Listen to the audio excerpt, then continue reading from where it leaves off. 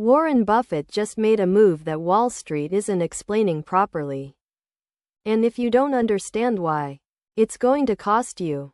Here's the thing. When the most successful long-term investor in American history changes course, quietly, methodically, without a press conference, that's not noise. That's signal. And right now, buried underneath the daily chaos of earnings reports and Fed rate speculation, Buffett is telling you something. Not with words. With capital allocation decisions worth hundreds of billions of dollars. The question isn't what he did. The question is why he did it now, and what it means for every retail investor watching from the sidelines. I'm going to walk you through the full picture. And when we get to the twist in the middle of this video, I promise you'll see Buffett's strategy in a completely different light. Let's go back to basics for a second.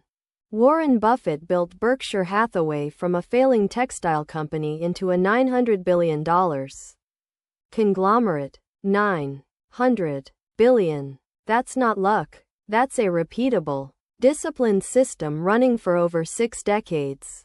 But here's what most people get wrong about Buffett. They think he's a buy and hold robot. Set it and forget it. Hands off. Patient to the point of being boring. That is the most dangerous misread in investing. Buffett is intensely active when the conditions demand it. He just operates on a timeline that makes most money managers deeply uncomfortable. While hedge fund managers are optimizing for quarterly performance reviews, Buffett is thinking in decades. And when a man thinking in decades starts making moves, pay attention. Right now, the most important data point on Berkshire's balance sheet isn't a stock position. It's the cash. Berkshire Hathaway has been sitting on a cash reserve that has reached genuinely historic levels. We're talking about a war chest so large it makes institutional investors nervous. And here's the tension. Buffett didn't accumulate that cash because he ran out of ideas. Buffett accumulated that cash because he looked at the market, at valuations, at risk premiums, at the macro environment, and made a deliberate, calculated decision to wait. That decision is either the most disciplined act of capital preservation in modern financial history, or it's a warning signal that most retail investors are completely ignoring. Which is it? Here's what we know about Buffett's operating philosophy. He doesn't short the market. He doesn't predict recessions out loud. He doesn't go on CNBC and ring the alarm bell. Instead, he does something far more telling. He stops buying. And when Buffett stops buying, the cash builds. When the cash builds, it means one of two things. Either he can't find assets worth owning at current prices, which is a comment on valuation, or he's building dry powder for a moment he sees coming, which is a comment on opportunity.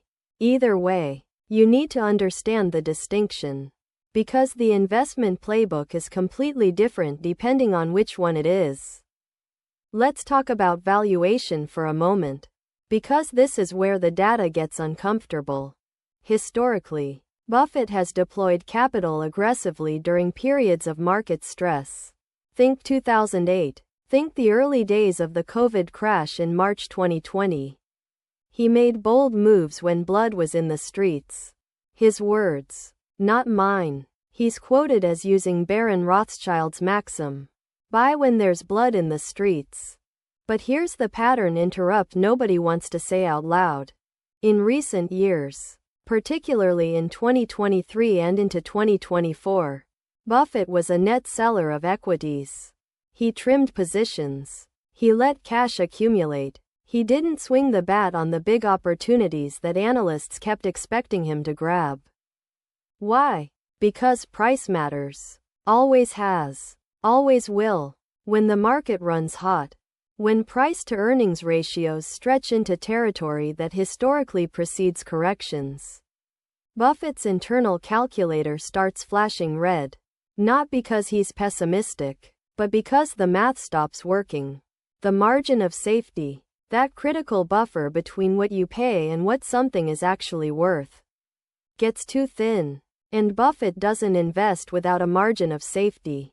That's not a preference. That's a rule. Now here's the twist, and I need you to really sit with this one. Most investors look at Buffett's cash position and think, okay, he's being cautious. He's playing defense. He's an old man being conservative with capital. That's the wrong frame. Completely wrong.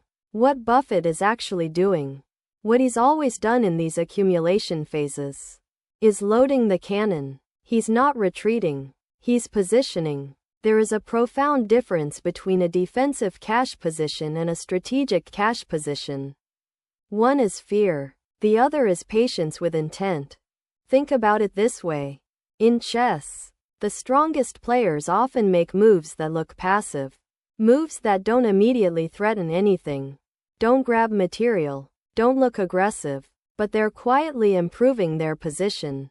Centralizing their pieces. Waiting for the moment the opponent overextends. That's what Berkshire's balance sheet looks like right now. A centralized, optimized position waiting for the overextension. And markets always overextend. In both directions. When the opportunity appears. Whether that's a market correction, a sector dislocation, a specific company trading at distressed valuations, Buffett won't announce it in advance. He'll just act, fast at scale, with conviction that only comes from having done the homework years earlier. That's the playbook. That's always been the playbook. So the real question for every investor watching this, the question I want you to genuinely wrestle with, is this: are you building your own version of dry powder right now? Or are you fully deployed in a market that Berkshire's most experienced capital allocator is treating with significant caution? Because here's the hard truth about Buffett's strategy. It's not complicated to understand. It's just brutally difficult to execute.